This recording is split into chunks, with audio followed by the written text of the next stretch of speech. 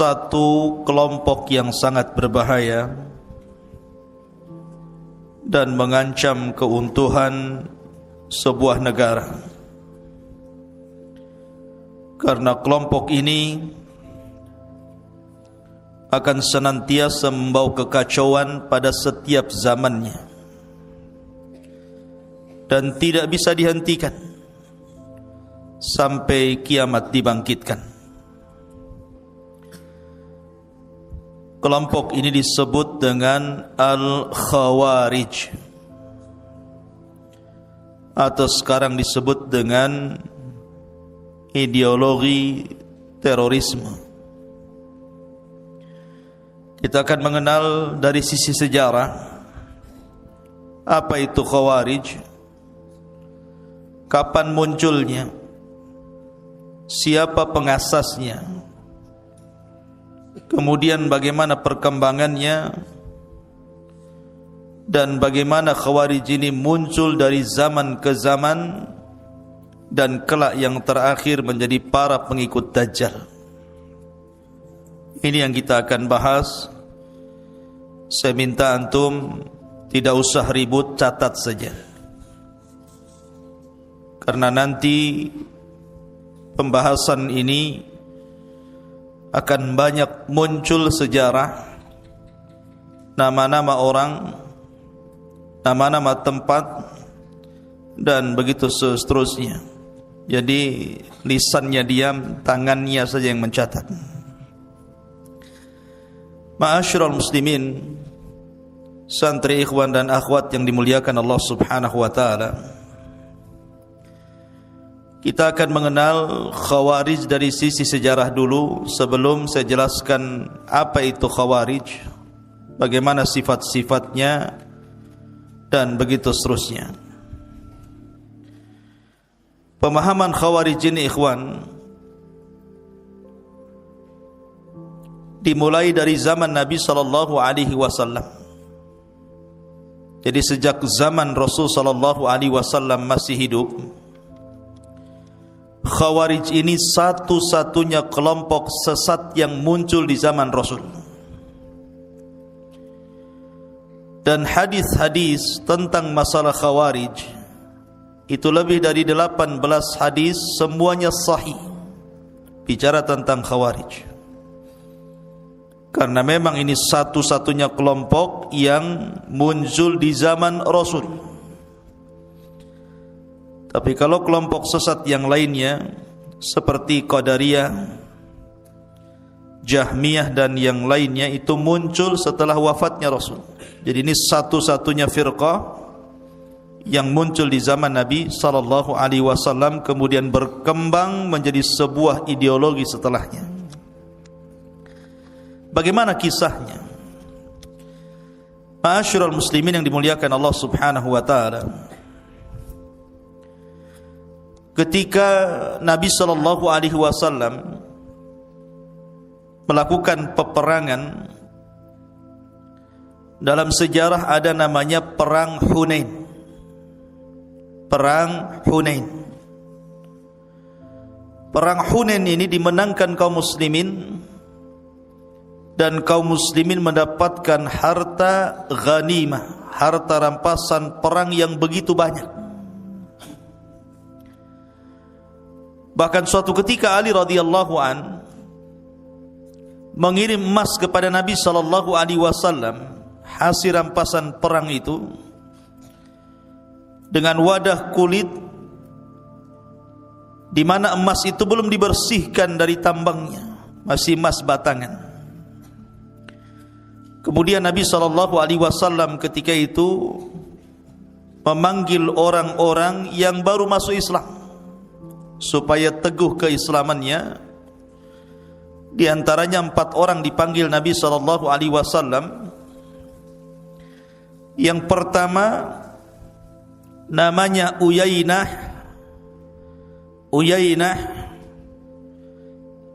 ibn Hisni. Uyainah ibnu Hisni diberikan emas yang banyak kepada dia. Yang kedua Al-Aqra ibn Habis juga diberikan emas banyak kepada Al-Aqra ibn Habis ini. Kemudian Zaid Al-Khayli, Zaid Al-Khayli juga mendapatkan emas yang banyak dari Nabi SAW. Kemudian yang keempat namanya Alqamah ibn Thulatha, Alqamah ibn Ulatha. Alqamah ibn Ulatha juga mendapatkan emas yang banyak. Ini permulaan Nabi SAW membagi-bagikan ghanimah kepada orang-orang yang baru masuk Islam, khususnya dari kalangan muhajirin, orang-orang Mekah. Tiba-tiba kemudian datang seorang laki-laki namanya Dzul Khuwaisirah. Seorang laki-laki namanya Dzul Khuwaisirah. Dzul Khuwaisirah ini, ikhwatu fiddin yang dimuliakan Allah Subhanahu wa taala, adalah cikal bakal Khawarij. Jadi tokohnya dimulai daripada nama Dzul Khuwaisirah. Dzul Khuwaisirah ini namanya Khurqus ibn Zuhair At-Tamimi. Nama Dzul Khuwaisirah itu adalah Khurqus ibn Zuhair At-Tamimi. Karena Dzul Khuwaisirah ini ada dua. Ada Dzul Khuwaisirah Al-Yamani, orang Badui. Di zaman Nabi SAW tiba-tiba ada orang Badui masuk masjid, kemudian kencing di pojok masjid. Sahabat marah karena masjid ini bukan tempat kencing. Hampir-hampir para sahabat kemudian mencaci maki Dzul Khuwaisirah ini. Tapi Nabi SAW melarang dan mengatakan, da'uhu, tinggalkan dia kencing. Maka sahabat pun pergi. Selesai kencing, Nabi SAW mengatakan dengan membawa satu timba dan mengatakan, ambillah air di sana, kau siramkan tempat kencingmu ini. Kemudian Nabi SAW menasihati bahwa masjid ini tempat solat, tempat zikir dan baca Quran, bukan untuk kencing. Maka kelembutan Nabi SAW menjadikan hati Dzul Khuwaisirah ini lembut, sampai-sampai dia mengatakan, Allahumma arhamni wa Muhammadan wa la tarham minhum ahada. Ya Allah, rahmati aku dan Muhammad saja, dan jangan kau rahmati mereka-mereka yang melotot kepada aku. Ini Badui namanya Dzul Khuwaisirah, tapi bukan Dzul Khuwaisirah ini. Dzul Khuwaisirah lain, namanya Khurqus ibn Zuhair At-Tamimi. Itu Dzul Khuwaisirah, tokohnya Khawarij. Karena ketika Nabi SAW membagi-bagi harta rampasan perang itu kepada 4 orang dan juga yang lainnya, Dzul Khuwaisirah ini merasa Rasul SAW tidak berbuat adil, sehingga Nabi SAW dituduh oleh Dzul Khuwaisirah curang dalam pembagian. Datanglah Dzul Khuwaisirah ke hadapan Rasul dan mengatakan, i'dil ya Muhammad, adilah engkau wahai Muhammad. Rasul marah, ikhwan. Di dunia ini siapa yang lebih adil dibandingkan Rasul? Makanya Nabi SAW mengatakan, illam a'dil faman ya'dil. Kalau aku tidak adil, siapa lagi yang lebih adil dibandingkan diriku, kata Rasulullah. Maka kemudian orang ini pergi. Setelah pergi kemudian Nabi SAW mengisyaratkan ke pundaknya, apa katanya? Ya khuruju nasun, akan keluar manusia-manusia min di hadar rajul, dari pundak orang ini.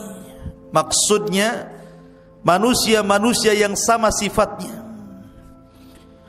di mana yahkiruna salatakum ma'a salatihim wa qira'atakum ma'a qira'atihim wa siyamakum ma'a siyamihim. di mana kalian merasa kecil ibadah kalian, salat kalian dibandingkan salat mereka, baca Quran kalian dibandingkan baca Quran mereka, puasa kalian dibandingkan puasa mereka. Tapi kata Rasul, yaqra'unal Qur'an la yujawizu hanaqirahum. Mereka membaca Quran tidak sampai di tenggorokan mereka. Yamruquna minad din kama yamruqus sahmu minar ramiyah. Mereka melesat dari agama seperti melesat anak panah dari busurnya. Kata Nabi SAW, fa idza laqitumuhum faqtuluhum fa inna fi qatlihim ajrun.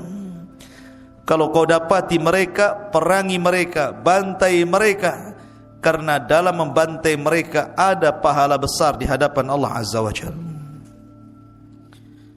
Dari sini Nabi SAW mengisyaratkan bahwa akan muncul orang-orang yang memiliki dua sifat. Pertama, mencela agama manusia. Dan yang kedua, talabud dunia, mencari dunia. Karena Dzul Khuwaisirah ini, dia datang kepada Nabi SAW mencela agama Rasul. Adil wahai Muhammad. Ini kan mencela Rasul SAW. Masa agama Rasul dicela? Nabi SAW turun wahyu. Bagaimana kemudian Dzul Khuwaisirah mengatakan, adil wahai Muhammad, ini sama dengan mencela agama?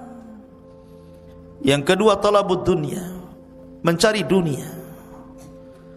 Karena orang-orang Khawarij itu zahirnya saja mereka seolah-olah mengejar akhirat, hakikatnya mereka mengejar dunia.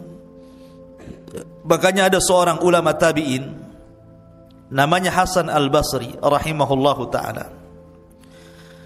Dikatakan kepada Hasan Al-Basri, karena ketika itu Hasan Al-Basri mengatakan orang-orang Khawarij itu talabud dunia, mereka itu orang yang mencari dunia. Jadi orang ini mengatakan kepada Hasan Al-Basri, ya Hasan, bagaimana engkau mengatakan orang-orang Khawarij itu mereka mencari dunia? Wa inna lanarahum yakhruju rajulu min ahlihi wa waladihi wa malihi hatta tatakassar rimahu alaihi. Sementara kami melihat dengan kedua mata kami, wahai imam, seorang laki-laki dari Khawarij ini keluar dari rumahnya, meninggalkan anak-anaknya, meninggalkan hartanya, kemudian mereka berperang sampai patah senjata mereka, bahkan sampai mereka mati. Bagaimana mungkin kemudian kita katakan mereka mencari dunia? Maka Hasan Al-Basri hanya mengatakan, saya ingin tanya engkau, apakah ketika orang-orang Khawarij itu memerangi pemimpin-pemimpin kaum muslimin, apakah pemimpin-pemimpin kaum muslimin ini melarang mereka sholat? Maka dia mengatakan tidak. Apakah pemimpin-pemimpin kaum muslimin melarang mereka haji? Tidak. Apakah mereka pemimpin-pemimpin kaum muslimin melarang mereka puasa? Tidak. Apakah mereka juga melarang untuk beribadah? Tidak. Kata Hasan Al-Basri, kalau mereka tidak melarang kalian salat, tidak melarang kalian haji, tidak melarang kalian puasa, tidak melarang kalian ibadah, pintu akhirat di depan kalian, lalu tujuan kalian perang itu apa kalau bukan karena dunia? Ya. Dari sini menunjukkan bahwa Khawarij itu hakikatnya talabud dunia. Mereka hanya ngomong saja ingin masuk sorga, ingin lekas dikawinkan dengan bidadari sorga. Kata siapa? Omong kosong itu. Ya. Ma'asyiral muslimin yang dimuliakan Allah Subhanahu wa taala. Jadi zaman Nabi SAW muncul seorang laki-laki namanya Dzul Khuwaisirah, namanya Khurqus ibn Zuhair At-Tamimi. Inilah tokoh pertama Khawarij yang muncul sepanjang sejarah di zaman Rasul.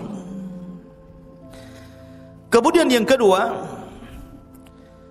sabda Nabi SAW menjadi sebuah kenyataan di zaman pemerintah Utsman ibn Affan radhiyallahu anhu. Jadi akan muncul, kata Nabi SAW, laki-laki seperti orang ini, atau manusia-manusia yang muncul seperti orang ini, yang disebut dengan Khawarij itu, kemudian muncul di zaman Utsman ibn Affan radhiyallahu anhu. dan tokohnya ketika itu adalah seorang Yahudi yang pura-pura masuk Islam, namanya Abdullah ibnu Sabah. Catat itu, Abdullah ibnu Sabah al-Yahudi al-Yamani al-Himyari, seorang Yahudi yang pura-pura masuk Islam di zaman Utsman ibn Affan radhiyallahu an. Dialah yang kemudian berusaha untuk mengompori kaum muslimin, melakukan pemberontakan kepada Utsman yang berujung dengan terbunuhnya Utsman secara sadis. Bagaimana kisahnya? Ma'asyiral muslimin yang dimuliakan Allah Subhanahu wa taala. Ketika Abdullah ibn Sabah ini berusaha mempengaruhi orang-orang Mekah dan Madinah dan di sekitarnya, atau orang-orang Hijaz, tidak bisa. Karena orang-orang Hijaz itu paham siapa Utsman, bagaimana keutamaan Utsman di hadapan Rasul, satu di antara 10 sahabat yang dijanjikan masuk surga. Sehingga akhirnya Abdullah ibn Sabah ini mencari korban anak-anak muda yang bukan sahabat. Pergi ke mana? Pergi ke Mesir. Setelah pergi ke Mesir, pergi ke Kufah. Setelah pergi ke Kufah, pergi ke Irak. Maka dia membuat fitnah di sana tentang Utsman ibn Affan radhiyallahu an. Mereka membuat fitnah tentang Utsman dan berhasil. Anak-anak muda Mesir bangkit, anak-anak muda Kufah bangkit, anak-anak muda Irak bangkit, dipimpin oleh Abdullah ibn Sabah, kemudian membuat pemberontakan. Maka dijadwalkanlah orang-orang ini untuk berangkat menuju Mekah, karena ketika itu ibu kota kaum muslimin ada di Madinah. Jadi menuju Madinah di musim haji. Kenapa mereka memilih musim haji? Karena tentara kaum muslimin di Madinah sedang haji ke Mekah, sehingga ibu kota kosong. Maka berangkatlah anak-anak muda ini yang ribuan jumlahnya ini dari berbagai macam daerah kaum muslimin bergerak menuju Madinah. Kemudian mereka mulai membuat riak-riak kekacauan di kota Madinah. Mereka membawa Al-Quran dikalungkan di leher mereka. Ketika sampai di kota Madinah, mereka ditanya, apa tujuan kalian ke kota Madinah? Dengan bangganya mereka memegang mushaf yang ada di leher mereka dan mengatakan, inna hadza, sesungguhnya Al-Quran, sesungguhnya ini Al-Quran, amara bihadza an nadriba bihadza kullaman lam yu'min bihadza. Lihat bahasanya. Sesungguhnya Al-Quran ini memerintahkan untuk membunuh orang ini, maksudnya Utsman ibn Affan, karena Utsman sudah tidak beriman dengan Al-Quran. Inna hadza amara an nadriba bihadza kullaman yu'minu bihadza. Ini bahasa mereka. Akhirnya kemudian tokoh-tokoh yang ada di Madinah, Ali radhiyallahu an ada di situ. Kemudian Ali radhiyallahu an mulai mengundang para demonstran ini, orang-orang yang memberontak ini, berdialog kepada mereka. Tujuan kalian itu apa sebenarnya? Kenapa kalian berontak kepada Amirul Mukminin, pemerintah yang sah, Utsman ibn Affan radhiyallahu an? Maka mereka mengatakan ada 5 syubhat, ada 5 perkara, catat. Kenapa mereka memberontak Utsman itu? Ini alasannya 5. Pertama, Utsman annahu atamma as-salata bi Makkah. Dia sudah menyelisihi sunnah Rasul. Lihat, orang Khawarij yang pertama kali dicela agamanya dulu. Sebagaimana Dzulkhuwaisirah mencela Rasul, agamanya dulu. Sesungguhnya Utsman itu ketika di Mekah, kan dia seorang musafir. Harusnya dia mengqashar salat, malah menyempurnakan salat. Dicela agamanya. Kemudian yang kedua, annahu hammahima. Utsman ini punya peternakan unta dan itu unta-untanya sengaja digemukkan untuk kebutuhan dia dan keluarganya, bukan untuk kaum muslimin. Artinya ini kepentingan dia. Yang ketiga, kharaqal mushaf. Utsman sudah membakar mushaf, masa Quran dibakar? Kemudian yang keempat, walla qarabatahu. Utsman sudah menjadikan kerabat-kerabatnya menjadi para pemimpin daerah, dan ini namanya nepotisme. Kemudian yang kelima, walla sigar wa tarakal kibar. Utsman lebih memilih sahabat-sahabat junior dibandingkan sahabat-sahabat senior. Kata Ali radhiyallahu an, hanya itu saja? Ya, itu. Baik, saya akan jawab. Kata Ali radhiyallahu an, dia mengatakan, adapun Utsman menyempurnakan solat di Mekah karena memang Utsman punya istri di situ, sehingga Utsman tidak mengqasar karena memang dia punya istri di Mekah. Artinya dia pulang ke istrinya, dia mukim, wajar dia tidak mengqasar solatnya.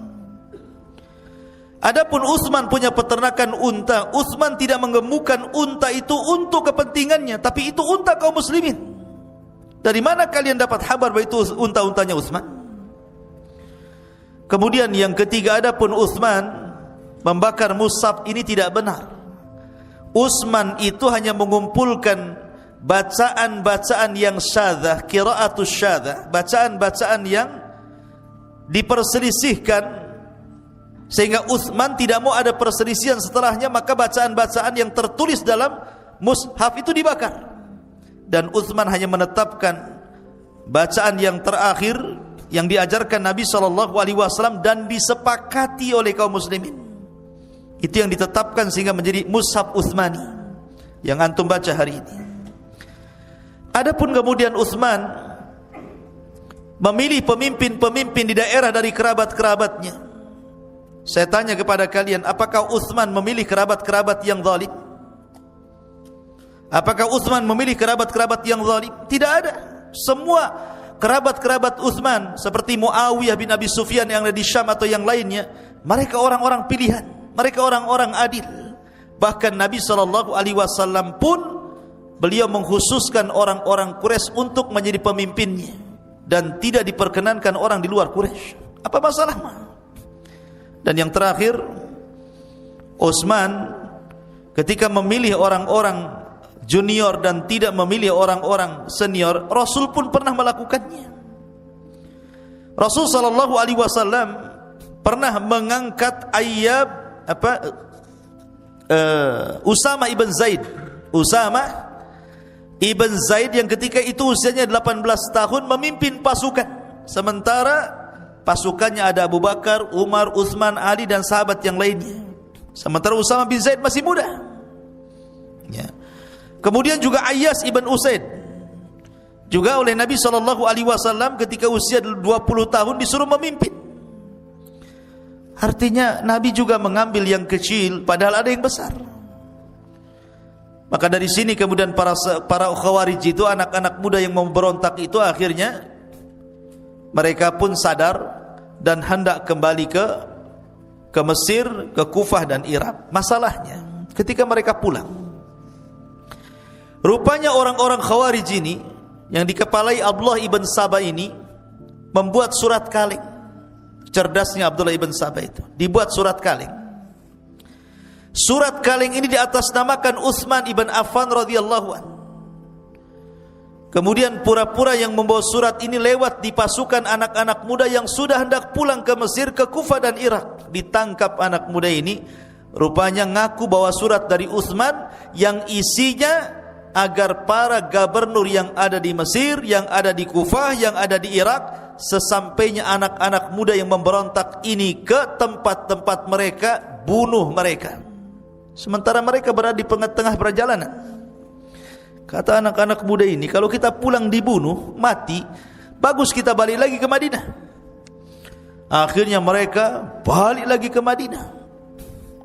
Sampai di Madinah, Utsman mengatakan, bukankah sudah selesai urusan kalian dengan diriku? Apalagi?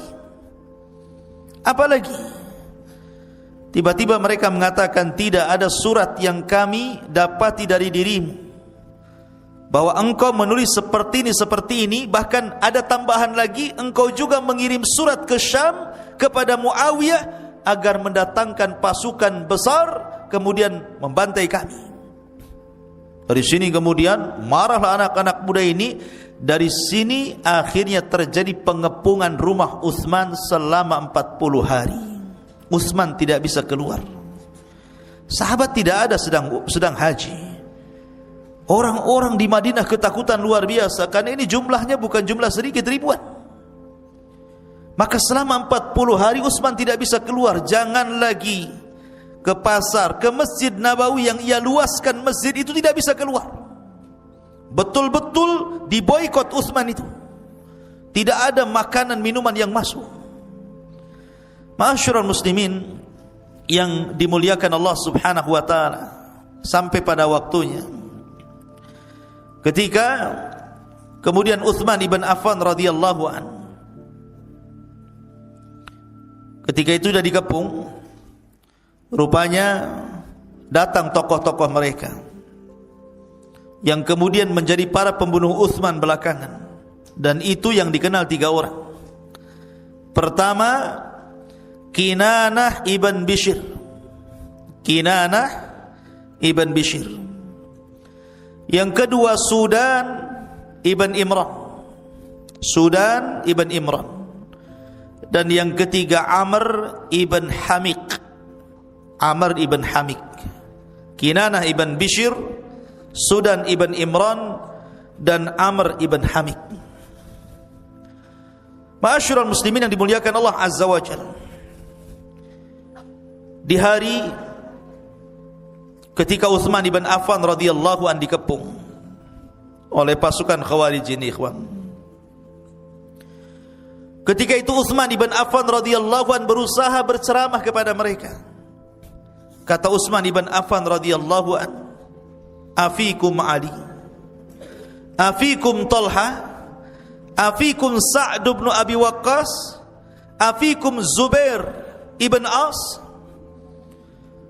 Bukankah di hadapan kalian ada Ali, ada Talha, ada Sa'ad ibn Abi Waqqas, ada Zubair ibn Awam? Maka mereka mengatakan, ya. Ya, betul. Kata Utsman, katakan kepada mereka, kepada Ali, kepada Talha, kepada Sa'ad bin Abi Waqqas, kepada Zubair ibn Atas atau Zubair bin Awam, pasti mereka tahu Nabi SAW pernah bersabda tentang diriku.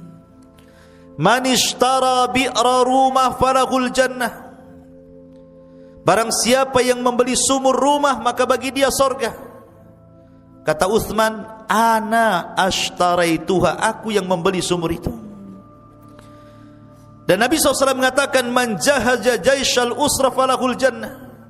Barang siapa yang menyiapkan tentara kesulitan dalam Tabuk, maka dia dapat surga. Kata Utsman, aku yang mempersiapkan perbekalan pasukan itu.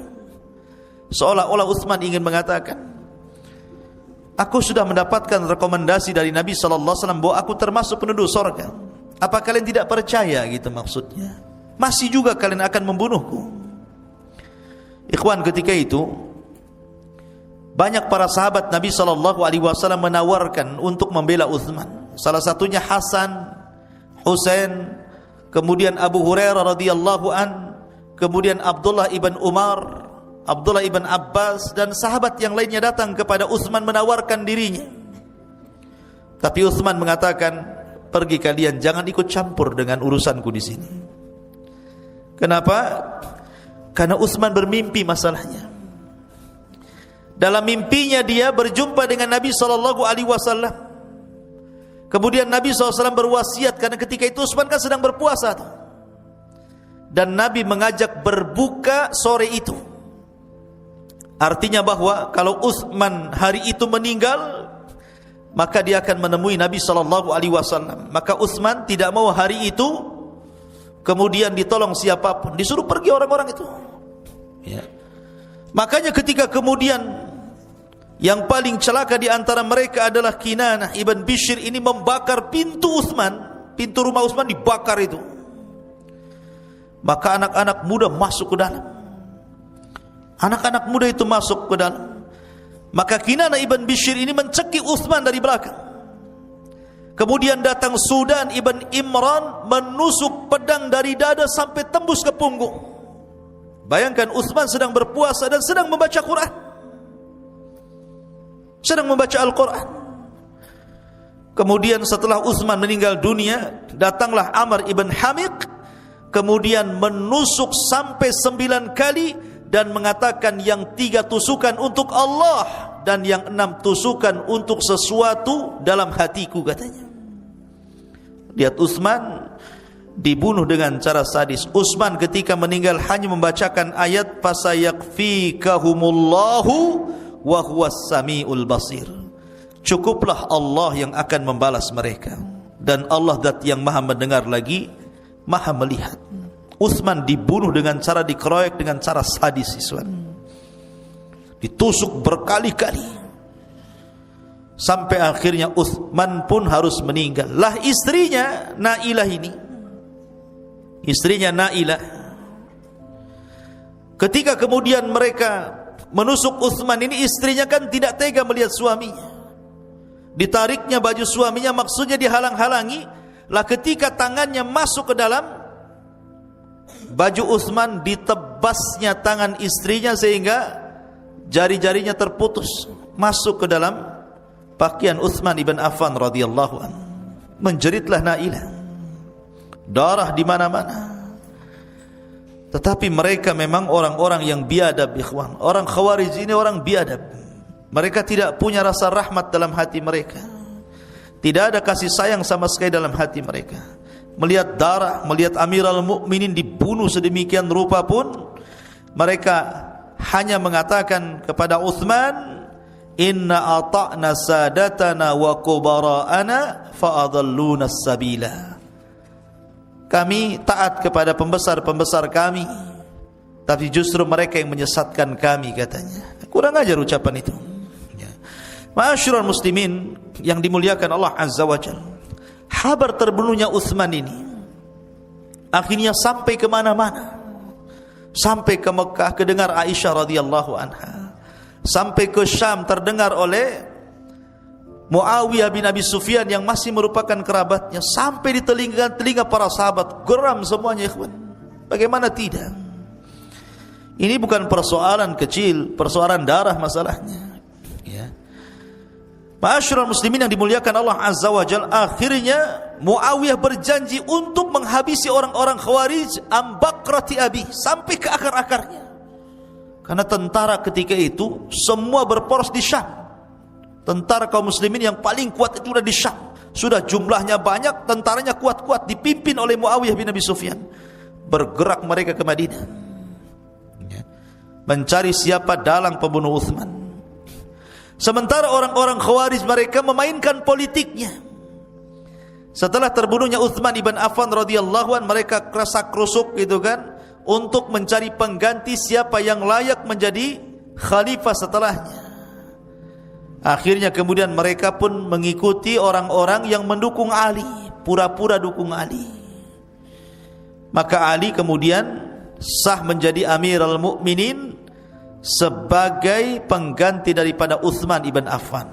Masalahnya pihak Muawiyah tidak mau baiat.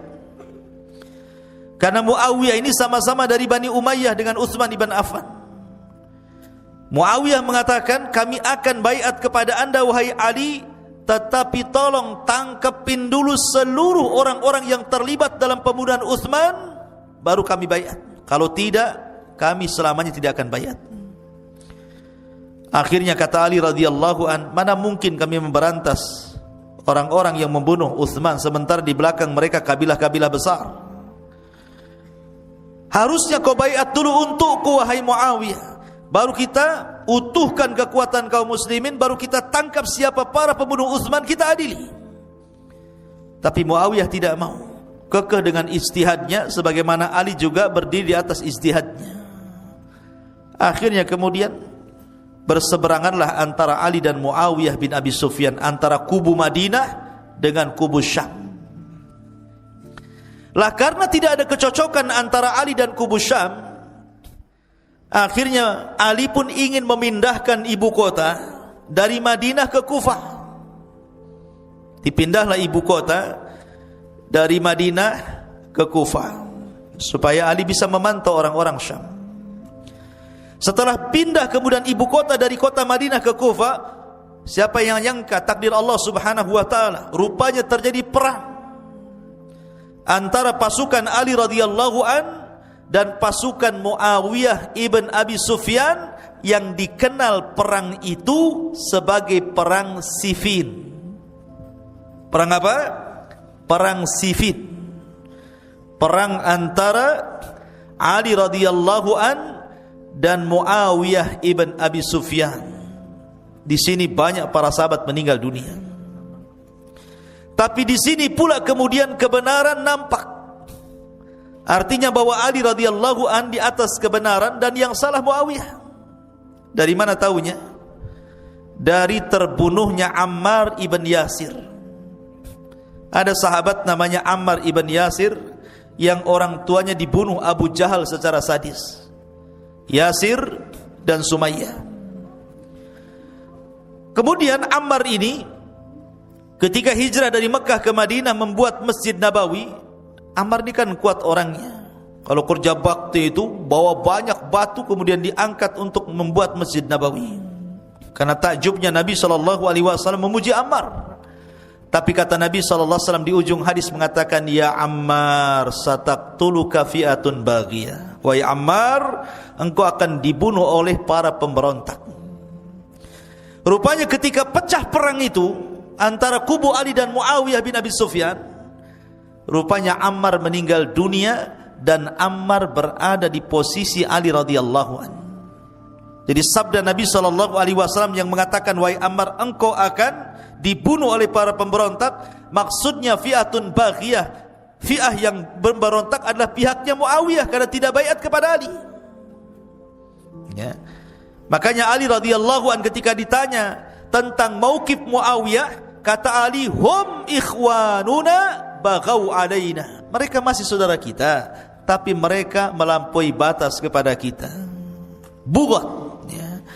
Ma'asyiral muslimin, ikhwatu fiddin dimuliakan Allah azza wa jalla. Akhirnya karena Muawiyah tidak mau, maka Ali radhiyallahu an juga tidak bisa mengalahkan tentara Muawiyah karena sama-sama kuatnya. Akhirnya terjadilah apa yang disebut dengan tahkim. Tahkim itu bahasa kita gencatan senjata. Gencatan senjata. Melakukan perdamaian dengan mengutus sahabat mulia Amr bin As radhiyallahu an dan juga Abu Musa al-Ash'ari radhiyallahu an. Jadi satu kubu mengutus Abu Musa al-Ash'ari, kubu lain mengutus Amr ibn As. Lah Amr bin As dengan Abu Musa al-Ash'ari inilah yang kemudian berdamai, menuangkan bulir-bulir kesepakatan. Ketika kedua orang ini berjumpa, kemudian berdiskusi, kemudian sepakat berdamai, kemudian dibuat bulir-bulir kesepakatan 1, 2, 3 dan seterusnya untuk tidak terjadi peperangan, maka dua pasukan ini akhirnya sama-sama mundur. Pasukan Muawiyah mundur, pasukan Ali pun kembali ke Kufah. Setelah dua orang ini berdamai. Ketika pasukan Ali ini berangkat ke Kufah, ikhwan, rupanya 6.000 pasukan Ali tidak setuju. Kenapa Ali tidak melanjutkan peperangan? Kok gara-gara mengutus utusan berdamai, tiba-tiba selesai perang kita balik ke Kufah, katanya. Kami tidak terima. Keluarlah 6.000 pasukan Ali. Ada yang mengatakan 8.000, ada yang mengatakan 10.000. Pokoknya banyak keluar dari tentara Ali, pasukan Ali. Kemudian mereka menyempil di sebuah tempat di Kufah namanya Harura. Ya. Jadi pasukan yang menyempil dari pasukan Ali ini kemudian keluar sebanyak 6.000 atau 8.000. Kemudian mereka menyempil di sebuah desa yang disebut dalam sejarah namanya Harura, sebuah tempat kecil di Kufah. Mereka tidak setuju dengan Ali radhiyallahu anhu. Ya. Maka Ali radhiyallahu an ketika itu ikhwan merasa kasihan dengan mereka. Apa salah saya sehingga mereka harus keluar? Rupanya mereka punya alasan. Ali dah gak benar katanya. Masa Ali mengutus utusan kemudian berhukum dengan seseorang? La hukma illallah. Tidak ada hukum kecuali hukum Allah. Wa man lam yahkum bima anzalallah faulaika humul kafirun. Siapa yang tidak berhukum dengan Allah, hukum Allah dia kafir. Dari situ mereka memponis Ali radhiyallahu an menjadi kafir. Ali kafir karena tidak berhukum dengan hukum Allah dan bersandar kepada hukum manusia. Ma'asyiral muslimin yang dimuliakan Allah Azza wa Jalla, Ali pada permulaannya membiarkan kelompok yang nyempil itu. Bahkan Ali radhiyallahu an kemudian berusaha untuk mendakwai mereka, tetapi juga tidak ada hasilnya. Sampai suatu ketika Abdullah ibn Abbas radhiyallahu anhu turjumanul Quran ini datang kepada Ali di waktu zuhur dan mengatakan, "Ya Ali, utus aku untuk mendebat orang-orang Khawarij itu. Orang-orang itu biar saya yang debat." Kata Ali, "Jangan. Orang-orang itu bisa membunuh."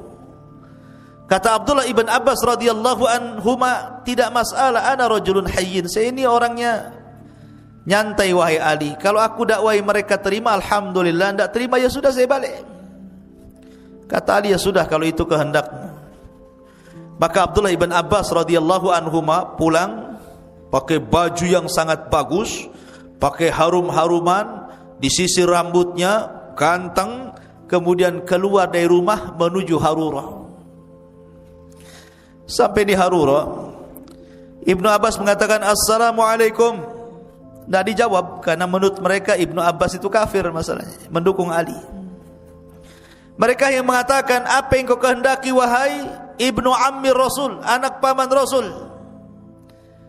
Kemudian tiba-tiba pemimpin orang Khawarij mengatakan, "Ya ayyuhal mujahidin, ya ayyuhal muwahhidin, tahukah engkau siapa dia? Dia adalah Ibnu Abbas yang dikatakan dalam Al-Quran, innahum qaumun khasimun. Dia dan kabilahnya Quraisy adalah tukang debat. Jangan dilayan," katanya. Sudah takut duluan. Kata Abdullah ibn Abbas radhiyallahu anhu, "Tidak, aku ini diutus oleh sahabat Rasul, Muhajirin dan Ansar. Kenapa kalian bisa keluar dari tentara Ali? Apa masalah kalian?" Maka mereka mengatakan, "Tiga wahai Ibnu Abbas. Kenapa kami sampai keluar dari tentara Ali?" Satu, katanya, kenapa Ali berhukum dengan hukum manusia? Kenapa tidak berhukum dengan kitabullah? Kenapa dia mengutus orang untuk berdamai? Ya. Kalau seandainya kita diajak perang oleh Ali radhiyallahu an, sementara Muawiyah itu dianggap kafir, harusnya kita perang habis-habisan melawan orang kafir. Kita ambil harta rampasan perangnya. Kalau seandainya kemudian Ali menganggap Muawiyah masih muslim, kenapa pula kita kaum muslimin berperang dengan orang muslim? Tiba-tiba berdamai seperti ini, kami tidak mau. Lalu yang kedua, kita perang bukan hanya di Siffin, tetapi ada juga perang Jamal. Perang Jamal itu perang kedua setelah Siffin. Sebabnya gara-gara Aisyah radhiyallahu anha menunggang unta, mau mendamaikan, dikiranya mau nyerang, perang akhirnya. Sehingga perang itu disebut Jamal. Jamal itu unta yang dinaiki Aisyah radhiyallahu anha itu. Kalau seandainya memang ini melawan orang kafir, harusnya kalau seandainya kita mendapatkan wanita-wanita tawanan mereka, maka mereka pantas jadi budak, hartanya pantas jadi ghanimah. Ini kami dilarang, tidak boleh mengambil hartanya, tidak boleh menawan wanita-wanitanya. Ini perang apa ini? Lalu yang ketiga apa? Yang ketiga, ketika berdamai, Ali tidak mau disebut Amirul Mukminin. Lah, kalau dia tidak mau disebut Amirul Mukminin, berarti Amirul Kafirin kalau begitu. Kalau dia bukan pemimpin kaum muslimin, berarti pemimpin orang kafir. Sebab inilah maka kami keluar memberontak kepada Ali. Baik, kata Abdullah bin Abbas radhiyallahu anhu, saya akan jawab dengan Al-Quran dan Sunnah Rasul. Kalau ku jawab, maukah kalian kembali? Mereka mengatakan iya. Kata Abdullah ibn Abbas radhiyallahu anhuma, yang pertama, kenapa Ali mengutus orang? Saya tanya kalian, lebih ringan mana, urusan darah apakah urusan rumah tangga? Ya jelas lebih ringan urusan rumah tangga dibandingkan urusan darah. Dalam urusan rumah tangga Nabi SAW mengatakan, Allah mengatakan, fab'atsu hakaman min ahlihi wa hakaman min ahliha. Utuslah dari keluarga perempuan siapa kira-kira yang akan berdamai, dan utuslah dari keluarga laki-laki siapa yang akan berdamai. Ini urusan ringan, kenapa kemudian saling utus-utusan? Ini urusan berat, urusan darah, apa salahnya? Ini bisa menyelamatkan darah kaum muslimin, sementara ini hanya menyelamatkan satu keluarga, ini menyelamatkan negara. Ya. Yang kedua, relakah kalian kalau kalian seandainya Ummul Mukminin Aisyah, karena ketika itu Aisyah dari kubu Muawiyah, bukan dari Ali. Kalau seandainya Aisyah yang membela Utsman itu kalian tangkap, kemudian kalian jadikan budak, rela kalian menjadikan budak istri Rasul? Gila kalian. Bagaimana mungkin istri Nabi SAW akan jadi budak kalian? Kemudian yang ketiga, soal ahli tidak mencantumkan Amirul Mukminin. Rasul pun pernah tidak mencantumkan Amirul Mukminin dalam perjanjian Hudaybiyah 10 tahun. Tidak dicantumkan Nabi dan Rasul, hanya Muhammad ibn Abdullah gitu saja. Akhirnya separuh pasukan sadar, kemudian kembali, tetapi separuhnya tidak sadar, degil, masih tetap di situ bertahan dengan keyakinannya. Ketika Abdullah ibn Abbas kemudian berhasil mengembalikan separuh, setelah itu Ali radhiyallahu an baru mendatangi mereka. Ali radhiyallahu an tiba-tiba khutbah di masjid mereka. Sebagian mereka ada yang kasar, inzil ya kafir, turun orang kafir, katanya. Ali dikafir-kafirkan. Turun orang kafir, ngapain kau khutbah di sini, katanya. Mereka mengatakan, wa man lam yahkum bima anzalallah fa ulaika humul kafirun la hukma illallah. Ali mengatakan kalimatul haq urida bihal batil, kalimatnya benar tetapi kalian kehendaki kebatilan. Masalahnya apa? Kemudian mereka mengatakan, engkau telah berhukum dengan hukum manusia, la hukma illallah, tidak ada hukum dengan hukum Allah. Kata Ali radhiyallahu an, kalau begitu datangkan Quran kepadaku. Diambilnya Al-Quran besar. Kemudian kata Ali, hei Quran, bicara kamu. Quran mana bisa bicara kalau nggak dibaca? Bicara kamu. Apa yang saya lakukan ini salah, katanya. Ya Quran tidak bisa bicara. Maka orang-orang Khawarij mengatakan, ya Ali, bukan seperti itu. Bahwa pemahaman dalam Al-Quran itulah yang mengatakan kau telah kafir. Berdebatlah mereka dengan Ali radhiyallahu, intinya mereka tidak mau kembali kepada Ali. Baik, kata Ali, begini saja, saya tidak akan melarang kalian untuk sholat di masjid-masjid kaum muslimin. Saya tidak akan menyerang kalian selama kalian tidak menyerang kami, dan kalian tetap mendapatkan bagian fai, harta ghanimah, maksudnya harta rampasan tanpa ada peperangan. Maka Ali meninggalkan mereka dan mereka tetap di Harura. Ali berjanji tidak akan memerangi mereka kecuali mereka sudah memerangi, artinya sudah menghalalkan darah kaum muslimin. Sampai pada waktunya, ikhwan, ada seorang sahabat Rasul namanya Abdullah ibnu Khabab ibnu Arad. Abdullah ibnu Khabab ibnu Arad. Abdullah ibn Khabab ibn Arad ini orang kepercayaan Ali. Dia putra daripada Khabab bin Arad, sahabat Nabi SAW. Dia bawa istrinya, dia bawa budaknya, dia bawa anaknya pulang menuju Kufah. Rupanya lewat di desa Harura tadi, ditangkap sama orang-orang Harura itu. Orang-orang yang nyempil dari pasukan Ali yang tinggal sedikit itu ditangkap, kemudian dibawa ke tepi sungai. Ke tepi sungai dibawa, kemudian ditanyai tentang bagaimana sikap engkau terhadap Abu Bakar dan Umar, sikap engkau terhadap Utsman, sikap engkau terhadap Ali. Maka dengan jujur Abdullah ibn Khabbab memuji mereka semuanya. Apa dengan mereka? Abu Bakar, Umar, Utsman, Ali, mereka orang khair, orang baik, bahkan lebih baik dibandingkan kalian.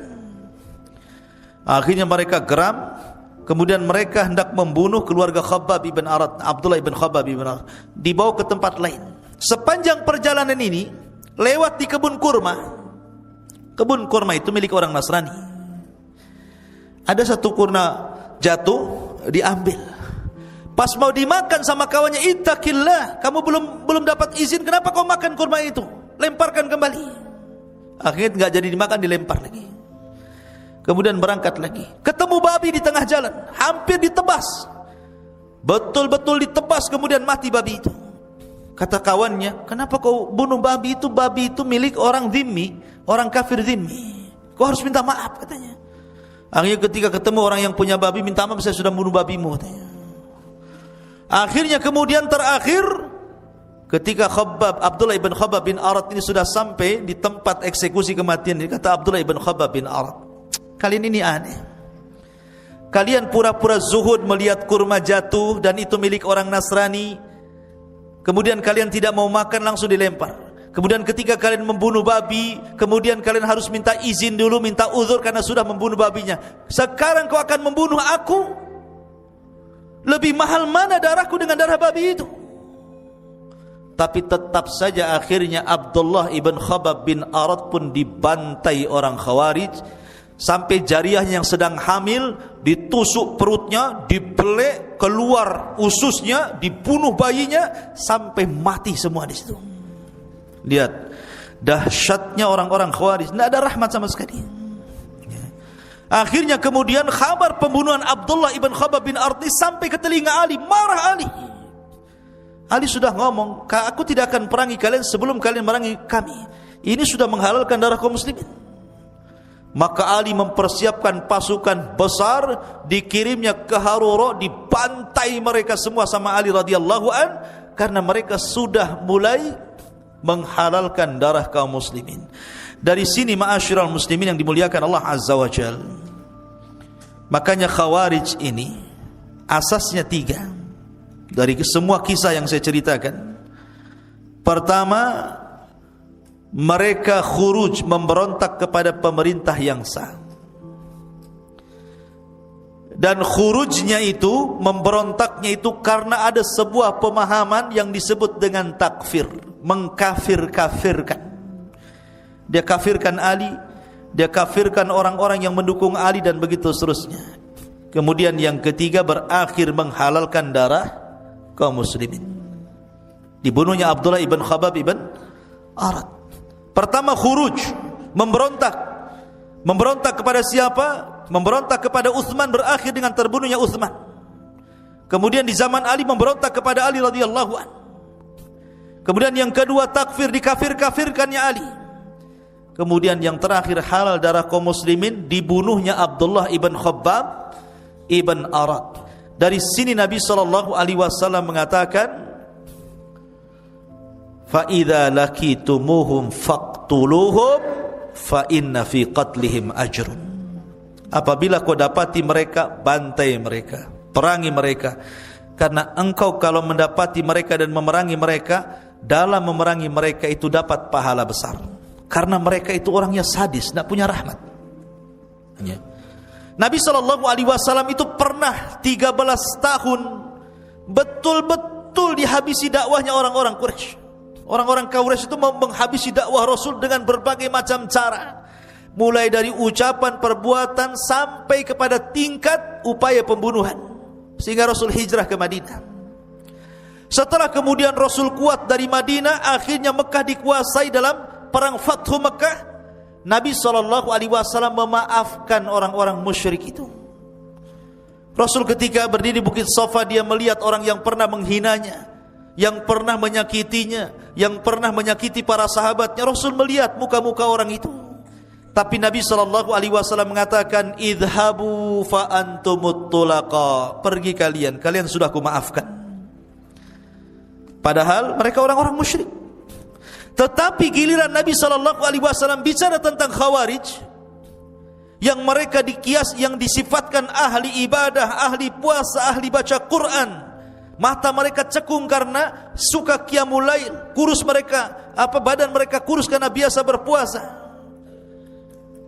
dan lisan-lisan mereka rusak gara-gara banyak membaca Quran. Tetapi Nabi SAW mengatakan, فَإِذَا لَكِيتُمُوهُمْ فَاقْتُلُوهُمْ قَتْلَ عَادٍ. Apabila kau dapati mereka, perangi mereka, binasakan mereka seperti Allah binasakan kaum Ad. Kenapa? Ya. Kenapa orang musyrik dimaafkan sama Rasul, orang Khawarij tidak dimaafkan? Karena orang-orang Khawarij ini bahaya sekali. Kita lihat hari ini orang-orang Khawarij yang melakukan bom-bom bunuh diri itu, ikhwan. Orang-orang itu jahil, masih muda, tidak punya agama. Jarang orang yang melakukan bunuh diri itu seorang kakek yang usianya 80-9 tahun itu tidak pernah saya dapat berita. Karena enggak bunuh diri pun mati dia. Sudah 80 tahun dah waktunya mati. Lihat kayak kemarin kejadian bom bunuh diri itu. Datang ke Mabes, kantor lagi ke Mabes gitu kan. Perempuan 25 tahun, ngacung-ngacungkan senjata, ya didor sama polisi. Ya. Tapi lihat usianya 25 tahun, 35 tahun, 30, masih muda. Hati-hati antum ini. Ya. Jangan suka kemudian belajar tanpa guru, karena biasanya orang-orang yang terkena paham ini, gurunya itu kalau ndak mbah Google, mbah YouTube biasanya. Ya, jadi mereka berselancar di Google, ketemu web, ketemu ini, dibaca, terpengaruh, daftar, bom bunuh diri. Luar biasa ya. Ma'asyiral muslimin yang dimuliakan, kita kembali. Maka kemudian Ali radhiyallahu anhu membuat pasukan besar untuk apa? Menghabisi orang-orang Khawarij yang sudah membunuh Abdullah ibn Khubab ibn Arat ini. Di mana? Di sebuah tempat yang disebut dengan Nahrawan. Maka perangnya disebut perang Nahrawan. Ya, perang Nahrawan. Perang antara kubu Ali radhiyallahu an dan kubunya Khawarij. Semua dibantai di Nahrawan. Tetapi ikhwatu fiddin dimuliakan Allah Azza wa Jalla, bukan berhenti sampai di sini saja. Orang Khawarij di zaman Ali itu di mana-mana masalahnya. Bukan berarti selesai Ali memerangi orang Khawarij di Nahrawan kemudian dibantai semua di Nahrawan, tiba-tiba kemudian tidak ada Khawarij. Tidak. Orang Khawarij itu bukan di Nahrawan saja, tersebar di mana-mana di zaman Ali itu. Sehingga kemudian setelah tragedi Nahrawan ini ada perang-perang kecil. Ada tentara Khawarij yang dipimpin oleh namanya Asras ibn Auf. Asras ibn Auf membawa 200 pasukan di daerah Anbar. Maka Ali radhiyallahu an kemudian mengutus Abras radhiyallahu an untuk memerangi Asras ibn Auf ini, dibantai habis. Rupanya ada juga orang Khawarij itu dipimpin oleh Hilal ibn Ulaffah. Hilal ibn Ulaffah membawa 200 pasukan lagi. Maka Ali radhiyallahu an mengutus Ma'qil ibn Qais kemudian membantai mereka. Kemudian ada lagi pasukan kecil Khawarij dipimpin oleh Al-Ashhab ibn Bishr. Ashhab ibn Bishr membawa 180 pasukan.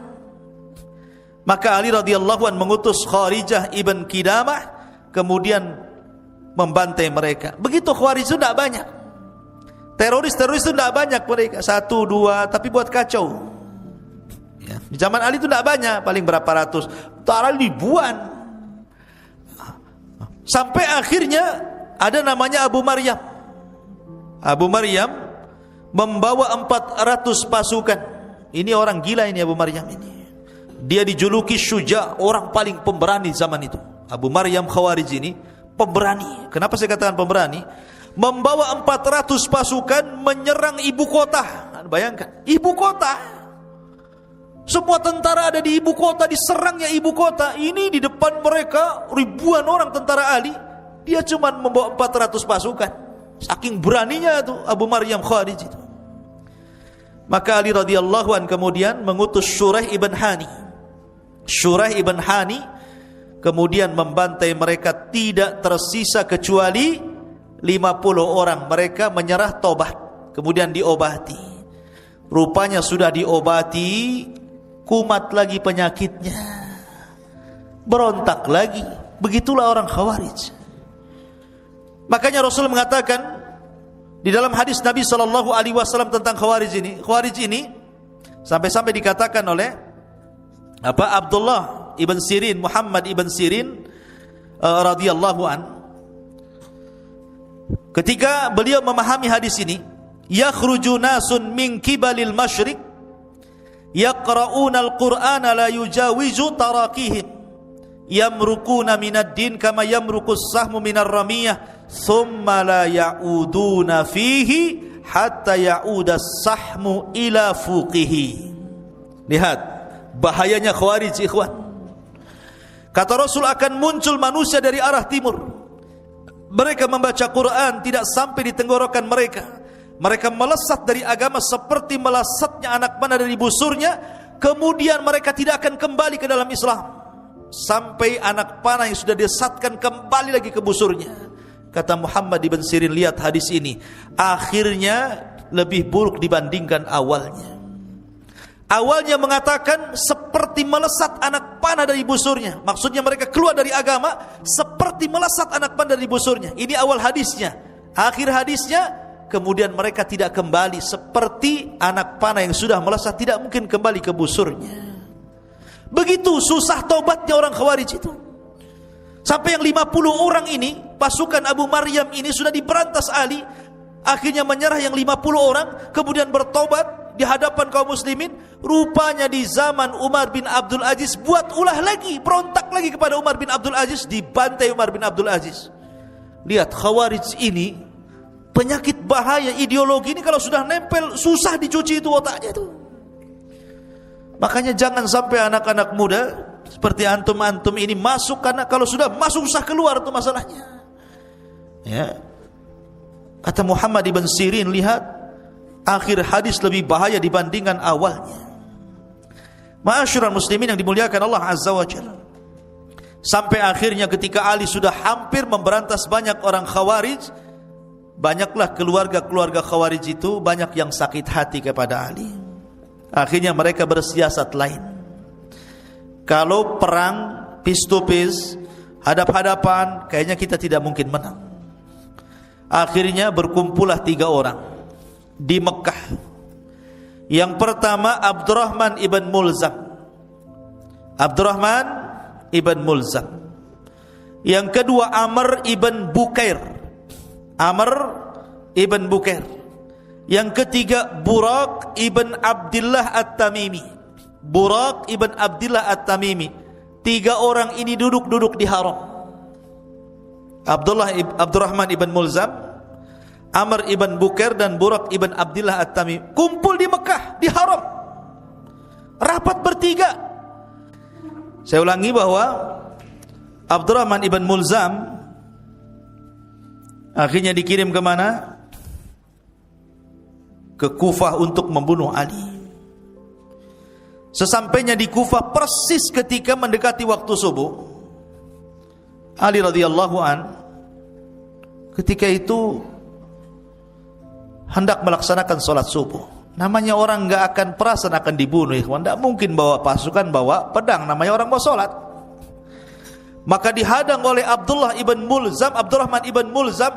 Abdurrahman ibn Mulzam ini hafidul Quran, jangan salah. Dia hafal Quran. Bahkan suaranya terbaik ketika membaca Al-Quran. Tapi salah memahami Al-Quran, dibunuhnya Ali radhiyallahu an di tangan dia. Ali radhiyallahu an dibunuh di tangan Abdurrahman ibn Mulzam. Kemudian Amr ibn Bukair mengendap-endap mencari Amr bin As kapan keluar salat subuh. Rupanya Amr bin As sakit perut, akhirnya digantikan oleh wakilnya. Disangka Amr bin As dibunuh wakilnya, salah orang. Kemudian Buraq ibn Abdullah At-Tamimi diutus ke Syam mengintai Muawiyah. Muawiyah ini orangnya tinggi, dan Muawiyah sempat melawan sehingga tertusuk perutnya, tapi tidak mati. Tetapi dengan sebab itu akhirnya dia tidak punya anak setelah memiliki Yazid ibn Muawiyah. Karena dokter mengatakan kau tidak akan punya anak lagi gara-gara tusukan itu. Jadi yang di sini yang meninggal siapa? Ali. di tangan Abdurrahman ibn Mulzam, seorang khawarij. A'udzubillah. Ya. Ma'asyiral muslimin yang dimuliakan Allah Azza wa Jalla. Akhirnya kemudian setelah berhasil membunuh Ali radhiyallahu an, maka Ali pun meninggal. Kemudian kekuasaan jatuh ke tangan Hasan ibnu Ali, sampai akhirnya Hasan memberikan kekuasaannya kepada Muawiyah bin Abi Sufyan, dan dialah raja pertama dalam Islam. Rupanya orang Khawarij masih juga merongrong Bani Umayyah, terus dirongrong, ada saja yang merongrong kekuasaan. Rupanya Khawarij ini akan terus berjalan dari daulah ke daulah, dari kerajaan ke kerajaan Islam sampai hari ini. Persis yang disabdakan Nabi sallallahu alaihi wasallam. Apa sabda Nabi sallallahu alaihi wasallam? Yansha'u nash'un yaqra'una al-Qur'an la yujawiju taraqihim kullama kharaja qarnun khuti'. Qala Ibnu Umar, sami'tu an-nabiy sallallahu alaihi wasallam yaqul kullama kharaja qarnun khuti' akthara min 20 marratan hatta yakhruja fi iradihimud dajjal. Akan tumbuh para pemuda yang membaca Al-Quran, akan tetapi Al-Quran tidak melewati kerongkongan mereka. Setiap kali kelompok dari mereka muncul, maka mereka pantas untuk diberantas. Ibnu Umar berkata, aku mendengar Nabi SAW bersabda, setiap kali kelompok dari mereka keluar, maka mereka pantas untuk dihancurkan. Lebih dari 20 kali dia mengucapkan seperti itu, sampai Dajjal keluar di dalam kelompok terakhir di antara mereka. Akhirnya orang-orang Khawarij belakangan menjadi para pengikut Dajjal. Itulah kisah Khawarij. Baik, kita akan mengenal tentang nama dan lakob-lakobnya. Kelompok ini yang masyhur disebut Khawarij. Kenapa disebut Khawarij? Karena mereka diambil kalimat khuruj. Khawarij itu diambil dari kalimat khuruj. Khuruj di sini artinya memberontak kepada pemimpin yang sah dari pemimpin kaum muslimin. Yang kedua, mereka juga disebut al-muhakkimah, karena mereka memberontak disebabkan tahkimnya Ali radhiyallahu anhu dengan Muawiyah.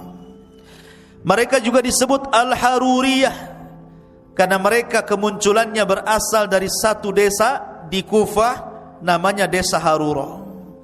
Mereka juga disebut kelompok Nahrawan, karena pemberantasan Ali ketika memerangi Khawarij itu perangnya disebut Nahrawan. Mereka juga disebut Al-Mariqah, yang melesat dari Islam, karena Rasul yang mengatakan yamrukuna minad din kama yamrukus sahmu minar ramiyah. Mereka melesat dari agama seperti melesat anak panah dari busurnya. Mereka juga disebut al-mukaffirah, yang suka mengkafir kafirkan orang di luar kelompoknya. Kemudian mereka juga disebut sabaiyah, karena cikal bakal orang Khawarij pun didirikan oleh Abdullah ibn Sabah, maka disebut sabaiyah. Mereka juga disebut nasibah, karena mereka sangat mencela keluarga Nabi SAW, termasuk Ali radhiyallahu an. Itu nama-nama Khawarij. Intinya mereka Khawarij. Lalu sifat-sifatnya seperti apa? Sifat-sifat Khawarij itu, yang pertama, sifat Khawarij itu mereka mengkafirkan manusia karena dosa besar. Siapapun yang melakukan dosa besar, kafir. Minum khamar, kafir. Berzina, kafir. Maling, kafir. Merampok, kafir. Semua dikufar-kafirkan. Semua kafir kecuali dia aja enggak kafir. Kemudian yang kedua, suka memberontak kepada pemerintah, baik dengan ideologi ataupun dengan perbuatan. Kemudian yang ketiga, mereka melakukan muamalah kepada pemerintah itu seperti muamalah dengan orang kafir. Ditogut-togutkannya pemerintah itu. Wah, ini pemerintah togut, enggak benar nih. Ya.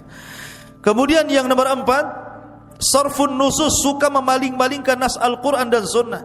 Setiap ada ayat yang memerintahkan kepada kebaikan, mencegah kepada kemungkaran, pasti ditujukan kepada pemimpin. Mereka itu juga sifat-sifatnya adalah kasratul qurra, banyak baca Quran. banyak ibadah, luar biasa ibadah mereka, dan mereka masih muda-muda tapi jahil agama. Mereka menang semangat, masih muda-muda, jahil agama, akhirnya mereka mudah dipengaruhi. Kemudian juga mereka menampakkan syiar-syiar Islam. Ya, kadang-kadang mereka pakai baju-baju yang syar'i, pakai cadar, celana cingkrang gitu ya. Tetapi itu bukan tanda-tanda teroris.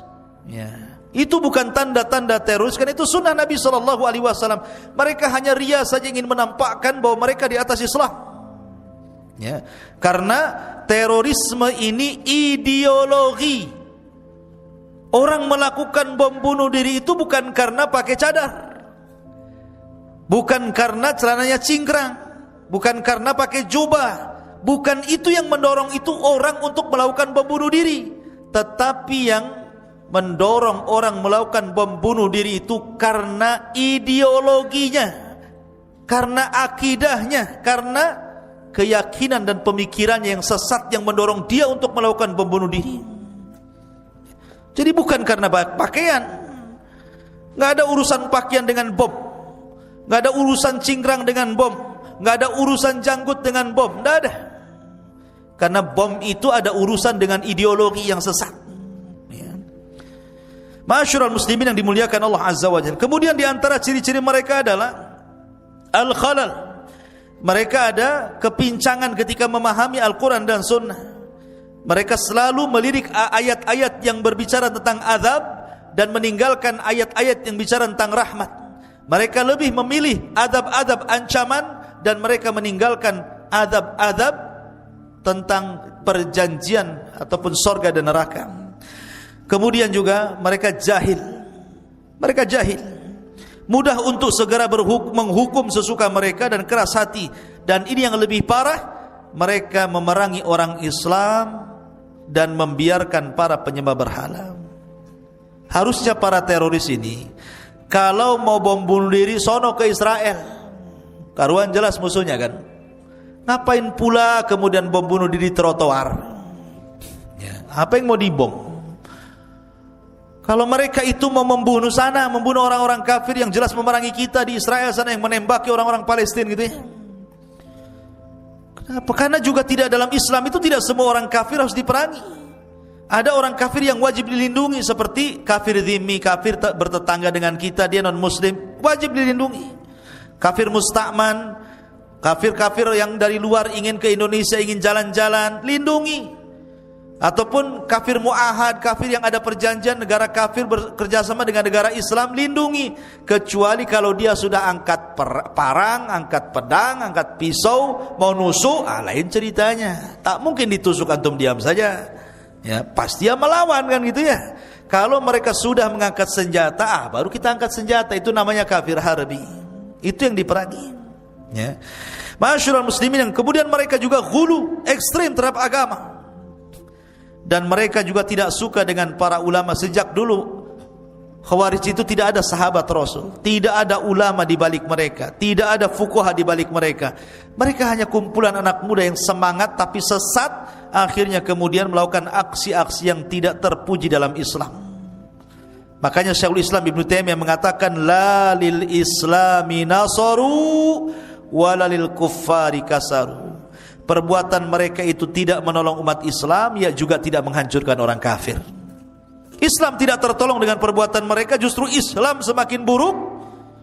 Dan mereka juga tidak menghancurkan orang kafir, tetap saja orang kafir kuat. Bahkan terkadang ada orang-orang kafir menjadikan isu teroris masuk ke negara-negara Islam, cari teroris, ngomongnya rupanya cari minyak di negara itu.